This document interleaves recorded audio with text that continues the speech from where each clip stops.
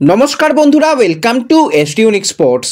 বন্ধুরা, এই ভিডিওতে আমরা কথা বলবো কিছু ফুটবল আপডেট নিয়ে, যেখানে ইস্ট বেঙ্গলের পরিকল্পনা এবার কি হতে চলেছে, বিদেশি প্লেয়ারদের পরিবর্তনের কি ভাবনা চিন্তা চলছে সেগুলো তোমাদের জানাবো। গোয়া ম্যাচের আগে কীরকম পরিবেশ ইস্ট বেঙ্গল শিবিরে সেগুলো শেয়ার করার সাথে সাথে একটু আমরা আইএসএল নিয়েও কথা বলে নেব এই ভিডিওতে। তার আগে একটাই রিকোয়েস্ট, চ্যানেলে যারা প্রথমবারের জন্য এসেছো মনে করে চ্যানেলটাকে সাবস্ক্রাইব করে নাও, তাহলে তোমাদের প্রিয় দলের খেলার সমস্ত আপডেট তোমরা এখানে পেয়ে যাবে। তো চলো আর দেরি না করে ভিডিও শুরু করা যাক। তো শুরুটাই যদি করি আমরা আইএসএল দিয়ে, তো আইএসএলে কিন্তু আমরা কালকে একটা হাড্ডাহাড্ডি ম্যাচ দেখেছি, আর এখন কিন্তু প্রত্যেকটা ম্যাচই কম বেশি ড্র হচ্ছে। কালকে পাঞ্জাব তারা ঘরের মাঠে মুম্বাই সিটি এফসির মুখোমুখি হয়েছিল, সেখানে কিন্তু ভালো খেলেছে পাঞ্জাব, এবং পাঞ্জাবের বলতে গেলে এক প্রকার জেতা ম্যাচ ছিল। তারা যেভাবে সুযোগ তৈরি করছিল কিন্তু তারা জিততে পারেনি, ম্যাচ ড্র হয়েছে।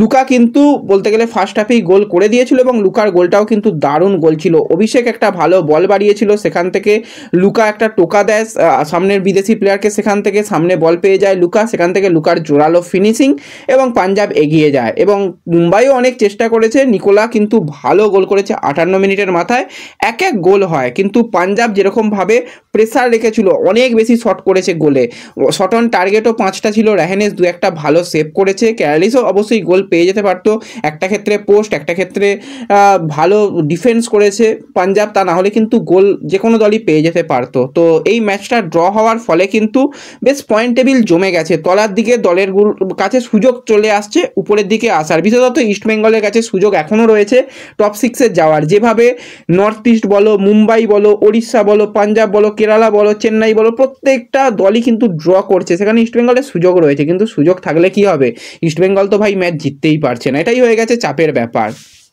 এরপর যদি আমরা কথা বলি আজকের আইএসএলের ম্যাচ নিয়ে, আজকে ভাই সেরা খেলাটা হবে লিগ শিল্ডের দৌড়ে থাকা যে দুটো টিম সবথেকে ফাইট করছে, সেই দুটো টিমের খেলা। জামশেদপুর তারা ঘরের ম্যাচে আউটস্ট্যান্ডিং পারফরমেন্স, 8টা ম্যাচের মধ্যে 7টা ম্যাচ তারা জিতেছে ঘরের মাঠেই তারা 21 পয়েন্ট পেয়েছে, আর অ্যাওয়ে ম্যাচ থেকে মাত্র 6টা পয়েন্ট পেয়ে 27 পয়েন্ট রয়েছে, এবং অন্যান্য দলেদের থেকে একটা করে ম্যাচ কম খেলে রয়েছে। তো 14 ম্যাচে 27 পয়েন্ট নিয়ে পয়েন্ট টেবিলের 4 নম্বর পজিশনে। আজকে যদি ঘরের মাঠে ভালো পারফরমেন্স করে ম্যাচ জিততে পারে, তো সেক্ষেত্রে 30 পয়েন্টে চলে যাবে বেঙ্গালুরু গোয়াকে টপকে, তো সেই দিকে নজর থাকবে। এবং মোহনবাগান অবশ্যই চাইবে আজকের ম্যাচ জিতে একদম তারা যে শিল্ডের দৌড়ে সব থেকে এগিয়ে রয়েছে সেই দৌড়টাকে বজায় রাখতে। তো আজকে একটা হাড্ডাহাড্ডি ম্যাচ হবে, এবং আজকে গুরুত্বপূর্ণ প্লেয়ার সাহাল সে কিন্তু নেই, সে যায়নি খেলতে, তার একটু ইনজুরি সমস্যা রয়েছে। টিমেও কিছু পরিবর্তন আজকে আসবে। গোলে নো ডাউট ভিসাল শুরু করবে, ডিফেন্স লাইনে টমের সঙ্গে আলবার্টো, সাইড ব্যাকে সুভাশিসের সঙ্গে আশিস রায়, মাঝমাঠে পরিবর্তন আসবে, আপুইয়ার সঙ্গে দীপক তাংড়িকে হয়তো প্রথম থেকে আমরা দেখতে পাবো, এবং স্টুয়ার্ট অনেকদিন বাদে ইনজুরি সমস্যা কাটিয়ে একটু গেম টাইম পাচ্ছিল, এবার কিন্তু পুরো 90 মিনিট খেলার জায়গায় এসে গেছে। স্টুয়ার্টকে মাঝখানে রেখে দুটো উইংয়ে লিস্টান মানভির এবং আপফ্রন্টে জেমি ম্যাকলারেন, কামিংসকে হয়তো আজকে আমরা বেঞ্চ থেকেই স্টার্ট করতে দেখবো, এবং ডিমিও কিন্তু ফিট হয়ে গেছে, তাকেও কিন্তু পরবর্তী সময় আমরা কিছু মিনিট হয়তো গেম টাইম পেতে দেখবো। তো ওভারঅল কিন্তু হাড্ডাহাড্ডি একটা ম্যাচ হবে, আর এই ম্যাচের কিন্তু স্কোর লাইন প্রেডিকশন করতে কেউ ভুলো না, সকলে স্কোর লাইন প্রেডিকশন করে যেও। যাদের স্কোর লাইন প্রেডিকশন মিলে যাবে তাদের নাম কিন্তু পরবর্তী ভিডিওতে অবশ্যই শেয়ার করা হবে, তাই সকলে কিন্তু একটু স্কোর লাইন প্রেডিকশন করে যেও। তো এর সাথে সাথে যদি আমরা একটুখানি ইস্ট বেঙ্গলের ম্যাচ নিয়েই কথা বলি, তো ইস্ট বেঙ্গলেরও কিন্তু আজকে একটা ভালো ম্যাচ এবং বড় ম্যাচ হতে চলেছে, কঠিন ম্যাচ হবে আজকে। ইস্ট বেঙ্গল কিন্তু দুপুর 2:30 থেকে নৈহাটি স্টেডিয়ামে রিলায়েন্স ফাউন্ডেশন ডেভেলপমেন্ট লিগের গুরুত্বপূর্ণ ম্যাচ খেলতে চলেছে ইউনাইটেডের সঙ্গে। প্রথম ম্যাচে ইস্ট বেঙ্গল ভালো করেছিল, কিন্তু ডায়মন্ড হারবারের কাছে আটকে গিয়েছিল। আজকে কিন্তু অবশ্যই জিততে চাইবে আমান সিকেরা, এবং আমানের ক্যাপ্টেনশিপে প্রথম জয় আজকে আসে কিনা সেই দিকে কিন্তু আমাদের অবশ্যই নজর থাকবে। তো ম্যাচের লাইভ হচ্ছে না, তো কিছু করার নেই, লাইভ নিয়ে কিছু বলছি না। তো ম্যাচ কীরকম হয়েছে পরবর্তী সময় আপডেট পেলে তোমাদের অবশ্যই জানিয়ে দেব।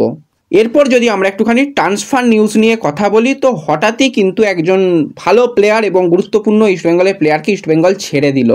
সেই প্লেয়ার হচ্ছে 22 বছর বয়সী সেন্ট্রাল মিডফিল্ডারের প্লেয়ার কৌস্তব দত্ত, যে কিন্তু ইস্টবেঙ্গলের রিজার্ভ টিমে 2026 সাল পর্যন্ত কন্ট্রাক্টেড ছিল। এর আগে হায়দ্রাবাদ এফসির রিজার্ভ টিমেও সে খেলেছে, এবং গত বছর আমরা দেখেছিলাম রিলায়েন্স ফাউন্ডেশন ডেভেলপমেন্ট লিগেও কিন্তু তার ভালো পারফরমেন্স, এবং যখনই সুযোগ পেয়েছে নিজের পারফরমেন্স করেছে। তো হঠাৎই এই প্লেয়ারকে কেন ছেড়ে দেওয়ার সিদ্ধান্ত নেওয়া হলো হলো জানি না। সে কিন্তু ইস্টবেঙ্গলের সিনিয়র দলের সঙ্গেও প্র্যাকটিস করছিল কৌস্তব। তো যেরকমটা শোনা যাচ্ছে সে কিন্তু এবার মোহামেডানের জার্সি গায়ে খেলবে। এবার মোহামেডানের জার্সি গায়ে নিশ্চয়ই সিনিয়র টিমে হয়তো সুযোগ পাবে না, সে রিজার্ভ টিমেই সুযোগ পাবে। তো রিজার্ভ টিম থেকে ভালো ভালো প্লেয়ারদের ছাঁটাই করা হচ্ছে কেন, কী পরিকল্পনা রয়েছে পরবর্তী সময় রিজার্ভ টিম নিয়ে সত্যি জানা নেই। আর কৌস্তবকে খুব সম্ভবত হয়তো লোন ডিলে ছাড়া হয়েছে বলে শোনা যাচ্ছে। তো দেখা যাক কীরকম কী হয়, সে কীরকম গেম টাইম পায়, সে কীরকম পারফরমেন্স করে সেই দিকেও নজর থাকবে। কিছুদিন আগে তোমাদের জানিয়েছিলাম বুনান্দো সে কিন্তু ডায়মন্ড হারবারে চলে গেছে, এবার কিন্তু কৌস্তব সে কিন্তু মোহামেডানে যাচ্ছে। এবং তোমাদের অনেক দিন আগেই জানিয়ে দিয়েছিলাম যে গুরসিমরাত গিল সে কিন্তু ইস্টবেঙ্গল শিবির ছেড়ে দিল্লিতে ম্যাচও খেলে ফেলেছে একটা না দুটো। তো ইস্টবেঙ্গলের তরফ থেকে কালকে অফিসিয়াল অ্যানাউন্সমেন্ট এসেছে লোন ডিলে কিন্তু দিল্লি এফসিতে সে গেছে। এবার অনেকেই জানতে চাইছিল যে গিলের ভাইয়ের কী হলো, তুমি খবর দিলে, খবর তো ঠিক হলো না। খবর ঠিকই হয়েছে, তো শুধুমাত্র অফিসিয়াল অ্যানাউন্সমেন্টটা ইস্টবেঙ্গলের তরফ থেকে বাকি ছিল, সেই অ্যানাউন্সমেন্টও কিন্তু এসে গেছে। তো এবার যে মেন বিষয়গুলোকে নিয়ে কথা বলার রয়েছে সেটা হচ্ছে বিদেশি পরিবর্তন নিয়ে ভাবনা চিন্তা তো চলছে, সেটা চলেই আসছে দীর্ঘদিন ধরেই চলে আসছে, কিন্তু কাজটা হচ্ছে কোথায়, সেটাই হচ্ছে সবথেকে বড় প্রশ্ন। ম্যানেজমেন্ট কেন এত দেরি করে সত্যি জানা নেই। গত বছরও আমরা দেখেছিলাম নতুন বিদেশি আসতে আসতে ফেব্রুয়ারি হয়ে গিয়েছিল। কেন এত দেরি কেন? যদি পরিবর্তন করতেই হয় আগে থেকে পরিকল্পনা নেই কেন? যেরকমটা শোনা যাচ্ছে ক্লেটন সিলভা তার কিন্তু সিজনের প্রথম দিকে যেরকম তোমরা শুনেছিলে দেখেছিলে যে তার ব্যাক ইনজুরি, প্রথম দিকে একদমই সে মাঠে নামতেই পারছিল না, ব্যাক ইনজুরি, পেশিতে প্রবলেম ইত্যাদি অনেক রকম ফিটনেস ইস্যু চলছিল। সেই সমস্যা নাকি আবারও নতুন করে তৈরি হচ্ছে, নতুন করে তার আবারও সমস্যা হচ্ছে, ব্যাক ইনজুরিতে বেশ কিছুটা ভুগছে। কালকে অনুশীলনের শেষে সে জানিয়েছে হ্যাঁ সমস্যা রয়েছে, তবুও মাঠে নামার চেষ্টা করব। ভাই নেবে আর কি হবে, এতগুলো ম্যাচ হয়ে গেছে, নামের পাশে কোনো গোল নেই, কি দলের জন্য ভালো কিছু করলো এবছর সত্যি জানা নেই। তারপরও এরকম ইনজুরি মার্কা প্লেয়ারকে মাঠে নামিয়ে দিতে হবে বলেই নামিয়ে দেওয়ার দরকার নেই। তার থেকে অনেক ইস্টবেঙ্গলের কাছে বাচ্চা ছেলেগুলো রয়েছে, তাদের সুযোগ দিক, তারা যা পারে খেলুক, তাতেই চলবে। এরকম একজন প্লেয়ারকে ওইভাবে মাঠে নামিয়ে দেওয়াটা মনে হয় না ঠিক কাজ হবে। এবং আমরা দেখতে পেলাম পাঞ্জাবের ক্ষেত্রে যখন পাঞ্জাবের মুসাকা বাকিঙ্গা খেলতে পারছিল না, নিজে অবসর নিয়ে নিল যাতে টিম বেঁচে যায়।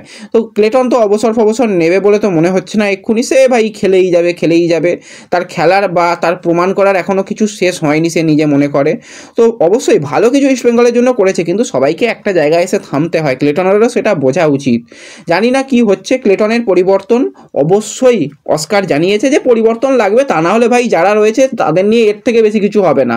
ভালো করতে গেলে, ভালো যদি ফলাফল করতে হয় ভালো প্লেয়ার লাগবে, সেটা পরিষ্কার। তোমাদের যেটা জানিয়েছিলাম কালকে একটা মিটিং হয়েছে সেখানে জানানো হয়ে গেছে। তার সাথে সাথে হেক্টরকে নিয়েও নতুন করে চিন্তা তৈরি হচ্ছে। হেক্টরেরও সমস্যা, যেরকমটা শোনা যাচ্ছে গোয়াতে তাকে নাকি নিয়েই যাওয়া হবে না, বেশ কিছু জায়গা থেকে এরকমটা রিপোর্ট আসছে। হেক্টর জানিয়েছে চেষ্টা করছি মানে যত তাড়াতাড়ি মাঠে নামার, কিন্তু হেক্টরকে নিয়েও এই একই চিন্তা, একই ব্যাপার। হেক্টরের পরিবর্তন প্রায় ফাইনালাইজড হয়ে গেছে, নাম এখনও সেরকম বেরিয়ে আসেনি বলে বলছি না, তো সেটা এলে তোমাদের জানিয়ে দেব। তো এই দুটো পরিবর্তনের কিন্তু বেশ কথাবার্তা অনেক দূরই এগিয়ে গেছে বলে শোনা যাচ্ছে। তার সাথে সাথে গোদের ওপর বিস্ফোরা আনোয়ার আলী। তোমাদের যেরকমটা বলেছিলাম যে আনোয়ারের একটুখানি দেখে ভালো লাগছে, কিন্তু তার কিছু আরও স্ক্যান রিপোর্ট করে জানা যাচ্ছে তার নাকি পায়ের যেটা ইনজুরি হয়েছিল সেখানে নাকি হাড়ে চির ধরেছে। তার মাঠে ফিরতে এখনও 10টা দিন লেগে যাবে। গোয়া ম্যাচ তো দূরের কথা, পরের কেরালা ম্যাচেও তাকে পাওয়ার সম্ভাবনা নেই বললেই চলে। এটা একটা বিরাট বড় ধাক্কা। আনোয়ার শুধু যে ডিফেন্সে খেলছিল সেটা নয়, সাইড ব্যাক, মাঝমাঠ অনেকগুলো পজিশনে খেলছিল। তার ছিটকে যাওয়াটা একটা বিরাট বড় ধাক্কা। তার পরিবর্তে মানে তাকে রিপ্লেস করার মতন প্লেয়ার তো ইস্টবেঙ্গলের কাছে নেই। ডিফেন্সের এই হাল, মাঝমাঠের এই হাল, তার উপর আনোয়ারের ছিটকে যাওয়াটা মানে একদম সাড়ে সর্বনাশ হয়ে গেল। 10টা দিন তাকে পাওয়া যাবে না, কিভাবে কি অস্কার করবে সত্যি জানা নেই। এরপরই আবার হয়তো কোচকে নিয়েও প্রশ্ন উঠবে, কোচকে ছেড়ে দাও, ফিটনেস ট্রেনারকে ছেড়ে দাও। তো ম্যাচ খেলতে গেলে এইগুলো ইনজুরি আসবে, এটা স্বাভাবিক, কিন্তু সঠিক ব্যাকআপেরও দরকার ছিল, সেই ব্যাকআপটা ইস্টবেঙ্গলের কাছে নেই, সেই কারণেই এরকম সমস্যা হচ্ছে। তো কিছু করার নেই, অবশ্যই একটা কীরকম লাইন আপ হতে পারে বা কী পরিকল্পনায় যেতে পারে এতগুলো প্লেয়ারকে বাদ রেখে সেগুলো নিয়ে আলোচনা করার চেষ্টা করব পরবর্তী সময়। এই ভিডিওতে এটুকুই আলোচনা করার ছিল। ভিডিও ভালো লাগলে লাইক শেয়ার করতে পারো, চ্যানেলে প্রথমবারের জন্য এলে চ্যানেল সাবস্ক্রাইব করে নিও। তো দেখা হবে পরবর্তী ভিডিওতে, ধন্যবাদ।